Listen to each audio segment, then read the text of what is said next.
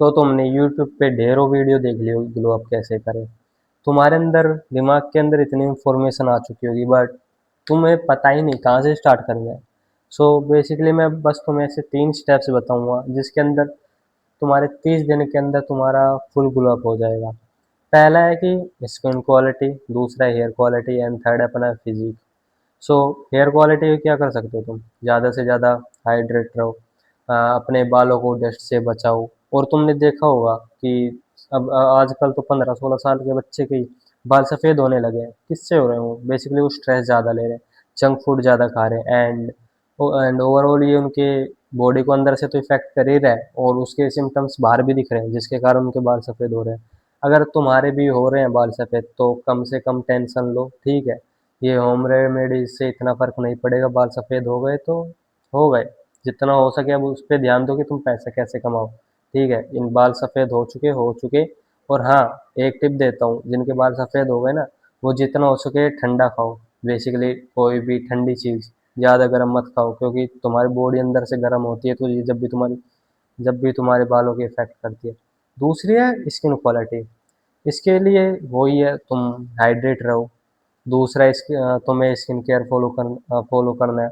पहला है face wash, दूसरा है मॉइस्चराइजर, तीसरा है सनस्क्रीन। तुम्हें दिन में 2 बार फेस वॉश करना है, उठते आनी सोती आनी।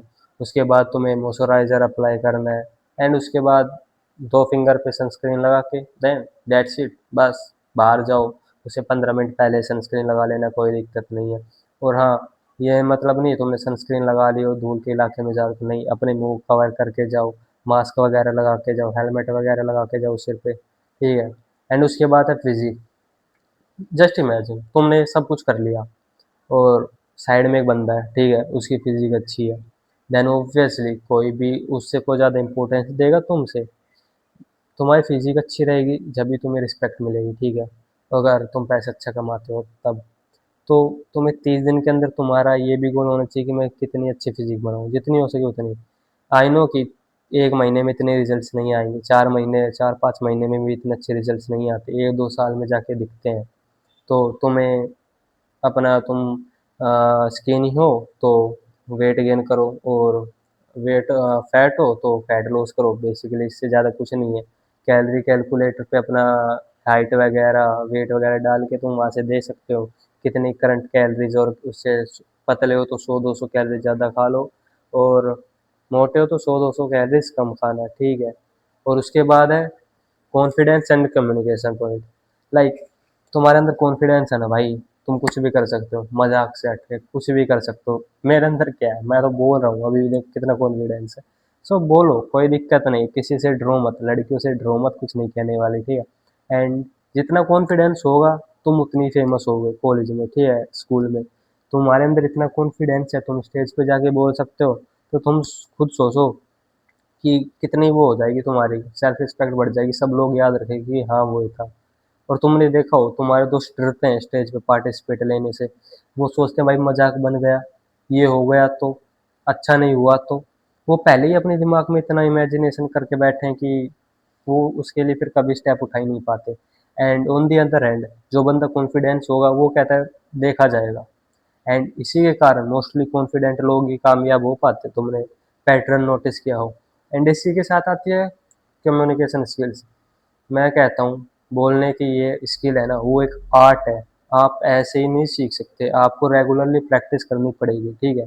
जितना हो सके उतना बोलो, जितना हो सके स्टेज पे पार्टिसिपेट लो, स्पीच दो। जो भी तुम्हें अपॉर्चुनिटी मिले ना बोलने की कहीं भी, तो तुम वो करो। कंडक्ट करना कभी मिले ना, तुम वहाँ जाओ, वो करो। एंड ये तुम्हें चाहे अभी इतना फ़ायदा नहीं दे, पर जब फ्यूचर में तुम कुछ भी प्रोडक्ट सेल करोगे या जो तुम्हारी स्टोरी टेलिंग होगी वो इतनी अच्छी हो चुकी होगी कि तुम नॉर्मल बंदे से हमेशा तुम्हारे पास अपर हैंड रहेगा, ठीक है। तो जितनी हो सके बोलो, तुम्हारा कॉन्फिडेंस हाई रहना चाहिए। और इसके बाद है ड्रेसिंग सेंस। बेसिकली तुम कोई सा भी स्टाइल चूज कर सकते हो, ओवर फिट, ओल्ड स्टाइल, ठीक है, over fit, over size, over size या, ठीक है, ओवर साइज में मैं तुम्हें एक अच्छा पैटर्न बताता हूँ, ठीक है। ऊपर से बेसिकली फिटिंग वाली, ठीक है, शर्ट, या टी शर्ट कुछ भी, एंड नीचे से तुम ओवर साइज पहन सकते हो, ठीक है। और मैं कहता हूँ थोड़ी शर्ट ना, जो तुम्हारी टी शर्ट है, टी शर्ट उसको कम से कम लेंथ की रखो, और बॉटम वियर है वो ज़्यादा लेंथ का होना चाहिए। इससे तुम बौने हो तो तुम्हारी हाइट और ज़्यादा दिखती है, ठीक है।